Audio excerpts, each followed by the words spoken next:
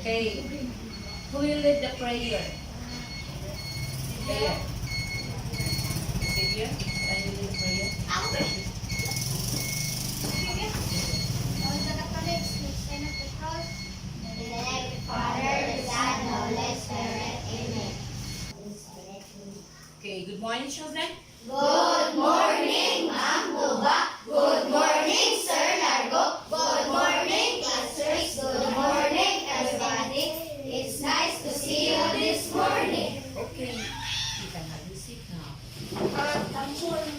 Okay, how are you today, children?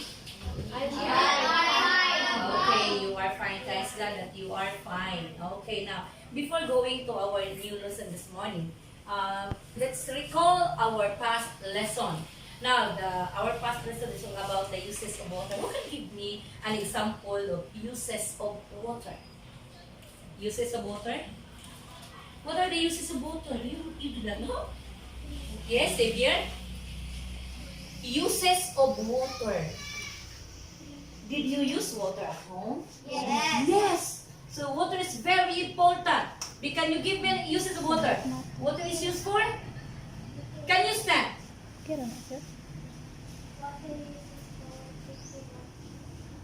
Water is used for drinking. Another. Yes. Water is used for cooking. Water is used for cooking. Another one. Yes, Wash. Oh, it is used for washing. How about you, Cindy? For boiling water. Another. Manglaba? What's another term for manglaba? Okay, used for? Okay, washing the clothes, or cleaning your surroundings, or cleaning your house. So those are the uses of water. Any question with regards to the uses of water? You have any question? No. Okay, do you really understand what are the uses of water? Yes. Okay, now, so let's proceed. Now, have you tried cooking rice at home? Yes. Yes, babe. Kindly raise your hands. What have you observed as you cook the rice? What have you seen? Yes, Xavier. It boils. Now, how do you know that the water in the rice is boiling? Because Because of of the the heat? Is it because of the heat? there is smoke. Okay, there is smoke. Aside from the smoke, what is another term for the smoke? Or steam. So there is steam. So it signifies that the water inside the kettle is already boiling. Okay, now, after several minutes, after that the smoke is coming out from the kettle, now what have you observed as you open the cover of the kettle? Bubbles? Another one? Yes. Water. Water. Now, why does there is a presence of water in the cover of the kettle? Why? Where did the water come from? Yes. In the heat? The rice. In the rice? From From the the steam. steam. So the steam. Now, when did the water come out? When? Kanus a? When? Kanus? Yes. So the water boils. No, the water boils, then it will produce steam. Steam, it produces steam. Then after several minutes, after boiling the water in the rice, after maybe the rice is already cooked, then you open the cover of the kettle, then you can see the bubbles or you can see the liquid on top or on the cover of the kettle. Now, where did those water come from? From the steam. So it means to say that the steam will turn to when? Well. When? Who said when? When it is heated up? When When it? the rice cooked. When the rice is cooked? Or when the temperature becomes No. When it low or high. later on, after several minutes, when the water is stopped boiling, it's meant to say that there is no presence of water inside the kettle. Then you're going to uncover the kettle. Now, what have you seen in the cover, or at the cover of the kettle? Okay, there is the presence of water. Why? Why? What do you think so? There is where did the water come from? Steam. From the steam. Why does it produce water? What do you think is the reason behind? Okay, yes, Shandy? Because the temperature is cool. Okay, because the temperature is cool. Do you believe with that? Yes. Okay, so when the temperature is cold, the steam will turn to water or liquid. Now, what do you call that process? Oh, there is water in the cover. Where did the water come from? Steam. Okay, from the steam. What happened to the steam? What do you think will happen to the steam? The steam will? Okay, turn into the water. Why? Because the temperature is cool. Okay, because the temperature is cold. And later on, that water in the cover, it will fall down to the? Right. Okay, rise. Now, then, what do you know that process? No. None. Okay, so that is a basic example of our topic this morning.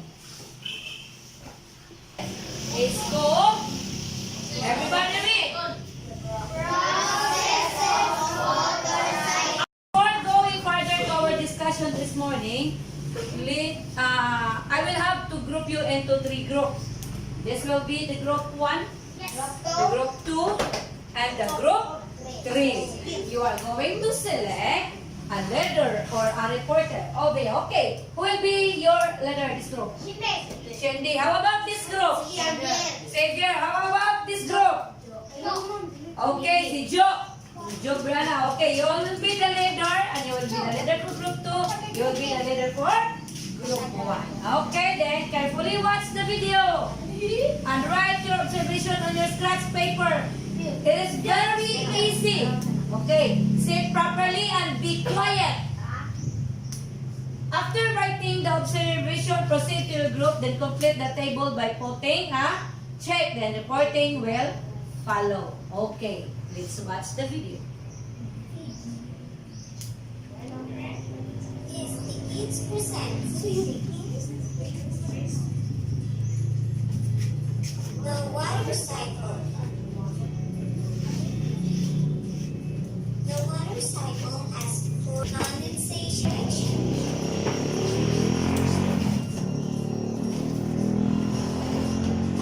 Evaporation. Evaporation is when the sun heats up water in rivers, lakes, or oceans and turns it into vapor or steam. The water vapor or steam goes into the air.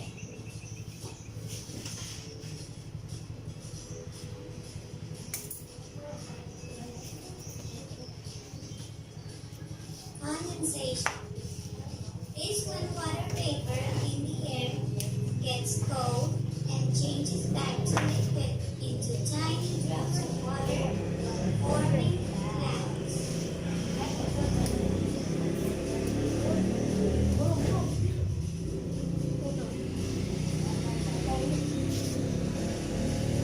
Precipitation occurs when so much water has condensed that the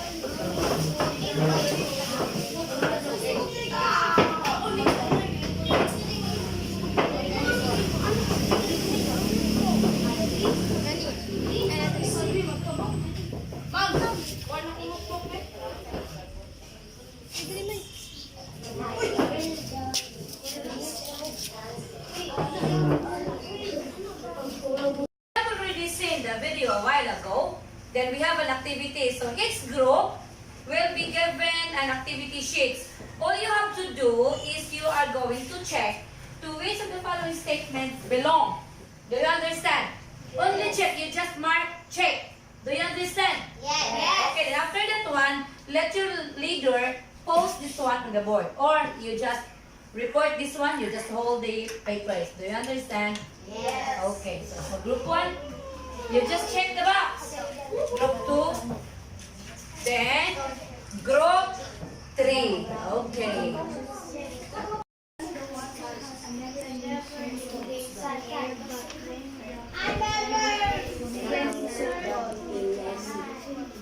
When the water converts into vapor and rises more into the atmosphere, then falls down transforming it into alcohol.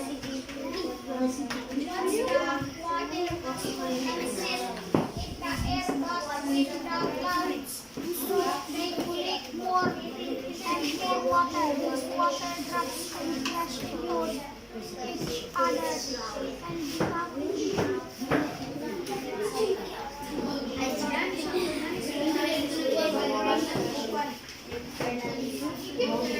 becomes the drops of water and at some point they are pouring into ground in a form of rain. Are you done? Yes, Group 1. Yes, ma'am. Group 2. Yes, ma'am. Group 3. Yes, Okay, now let's have the reporting now. Let's call on the first reporter, which is the group 1. Everybody clap your hands. Okay, group 1. Oh. Then to be followed by group 2, then group 3. Okay, sige. The work of group 1. Our answer in number 1 is the water cycle. For example, a never-ending circle. Number 2, when the water converted into vapor, it rises more into the atmosphere, then falls down, transforming it into clouds. The answer here is evaporation. Number 3, once the water has condensated in the air, but when the clouds grow, they collect more and more water. This water drops and crash into each other and become bigger drops of water. Then at some point, they will end up falling into the ground in a form of rain or even snow. Our answer here is condensation. Number 4, the water which falls to the ground, which precipitate into a form of either rain or snow, may land into rivers or even into the ground, then sip into the subterranean kinds of water. All this water must continue its long journey, covering vast amount of distance until it finally reaches to the sea. When it arrives at the big blue sea, it will once again begin to process. Our answer here is precipitation. Number 5, the water falls back to the ground and it will be collected and used again and again. The answer here is collection, and that is the work of group 1. Let's hear the report for group 2. Xavier? This is our work from group 2.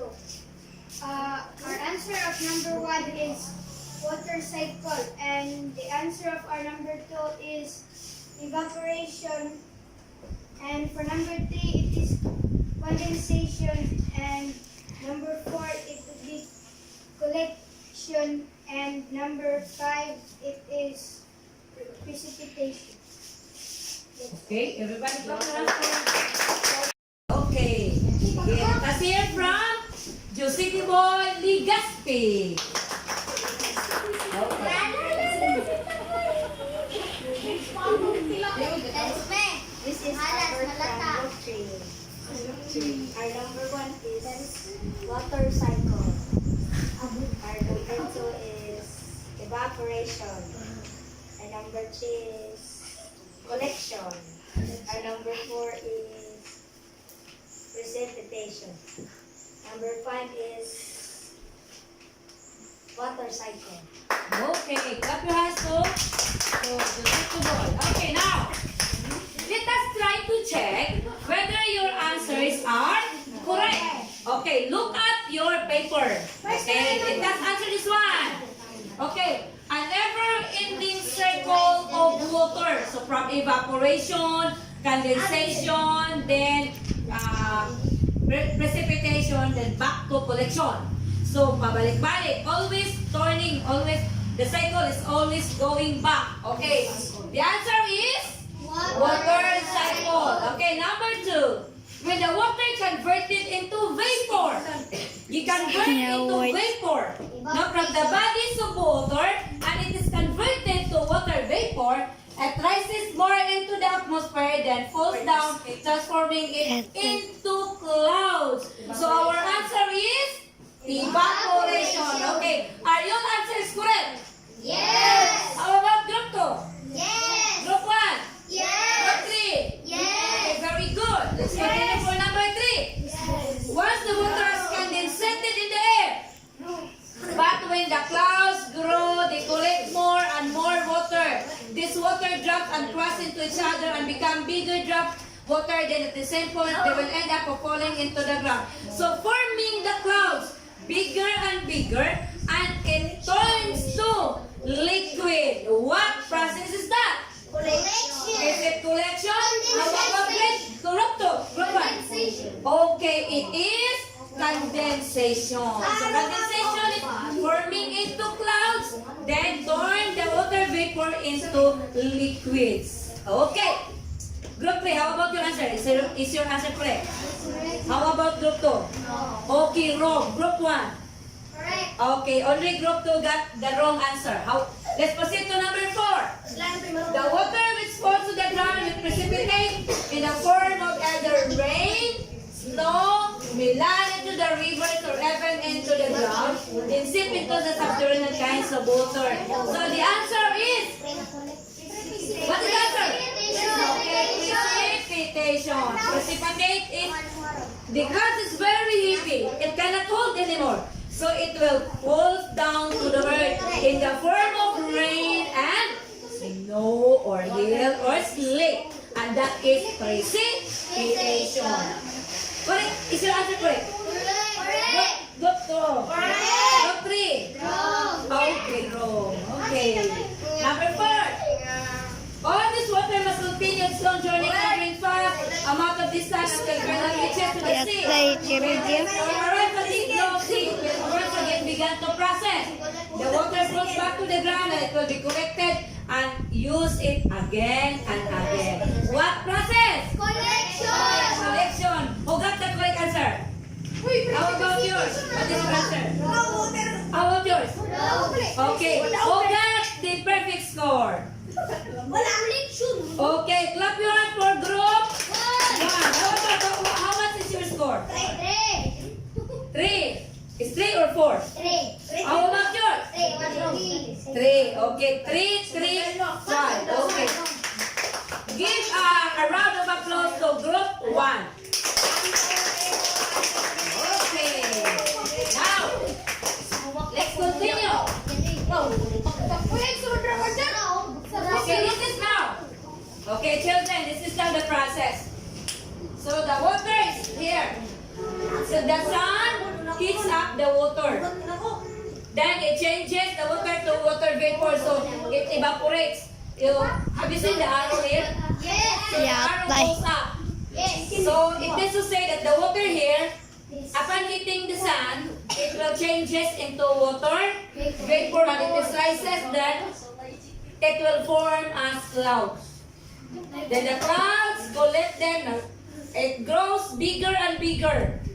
The clouds grows bigger and bigger. Because the sun continually hits the water in the ground, hits the water in the river, hits the water in the sea, in the ocean. So that's the reason why the clouds grow bigger. Then it will turn into, when the clouds cannot hold it anymore, it will turn to liquids, and that is condensation. Do you understand? Yeah. When it grows bigger and bigger, that the clouds cannot hold it anymore because of its heaviness. No? So that's the reason why the clouds or the atmosphere